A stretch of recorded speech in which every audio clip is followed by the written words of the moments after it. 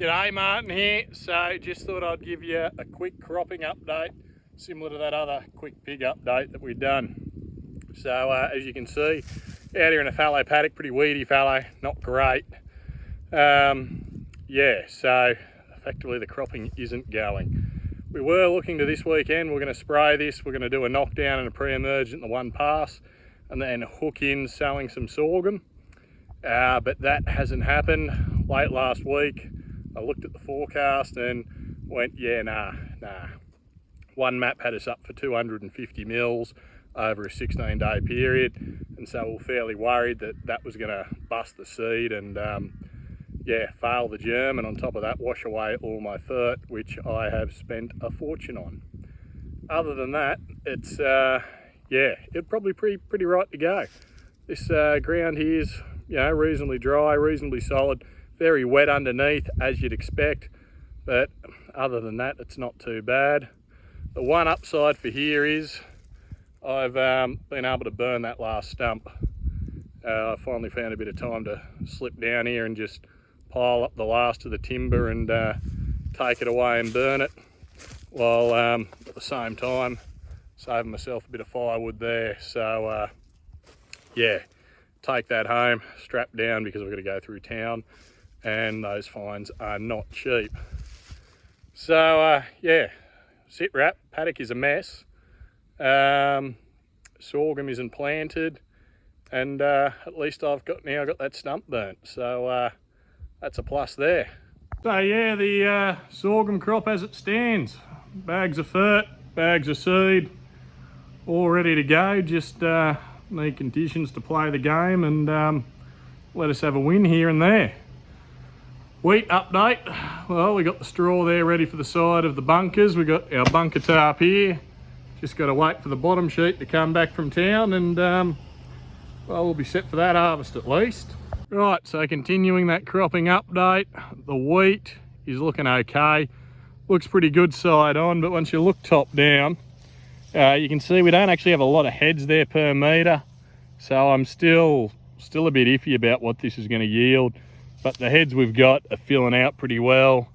You can see there we're late flowering. We've probably finished flowering there on that one. So in case you don't know, wheat starts flowering in the middle and works its way down and then back up the plant. So I'd imagine they'd be starting to grow some grains and start to fill them.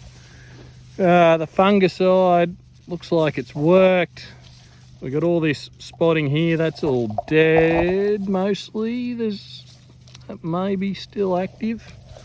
Don't know, I can't see any on my thumb. Yeah, so the fungicide has worked, but you know, all those spots on your leaf, that's all lost potential. That's all, you know, leaf area that isn't converting sunlight into energy and energy into grain, which is a bit of a bugger. But anyway, at least we've stopped it where we could. Yeah, so overall it's looking all right. I think, you know, it's not going to be a failure. It's not going to be a bin buster, but it's not going to be a failure either. So that's a win there. Right, so this is the last little paddock on our crop tour. This one's fairly interesting. It's a bit different to the others. You can probably see it's got a lot more grass wheat. It's got a lot of ryegrass coming through, and that is a proper mess, and I'm going to be paying for it for a while, but it's all going to go down to mung beans and then it'll be fallow back to sorghum. So we've got next winter to start cleaning things up, and then with that new planter of ours, we should be able to use pre-ems a bit more often. We just weren't able to do it with the planter that we used. If you want to go back and actually see this paddock being sown, check out Old School Sowing. Nice big old Steiger with a gyral behind it. Did a pretty rough job, but boy did it look good doing it. I'll put a little link down here or something, or up here or there. I don't know how links work. I'll sort that out later.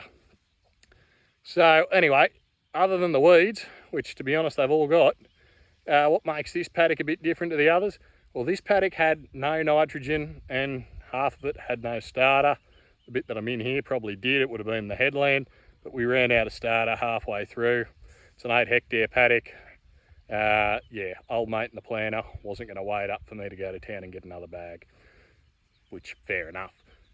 So anyway, yeah, had no nitrogen either. And, you know, it's not looking as good as the other crops. As I said, it's got a fair weed issue, but it's still looking pretty damn good. And at the end of the day, I'm pretty happy with it, again, other than those weeds. So starter, really wish we could have got on because I'm just mining my nutrients otherwise. As for nitrogen, well, I technically didn't need to add any because of the organic matter in here. This paddock's got the highest organic matter on the farm for whatever reason. It's about 1.7% organic carbon, so about 3% organic matter, just smashing it. So all of that organic carbon mineralises and stores nitrogen in the soil, which is good for me, as it saved me a little bit on nitrogen this year. So upside there is, yeah, I didn't have to spend extra on N in this paddock, but downside, you know, I'm going to be exporting some of that mineralised N as grain, and so that probably will actually deplete my organic matter. You know, you've got to feed these systems to keep them going.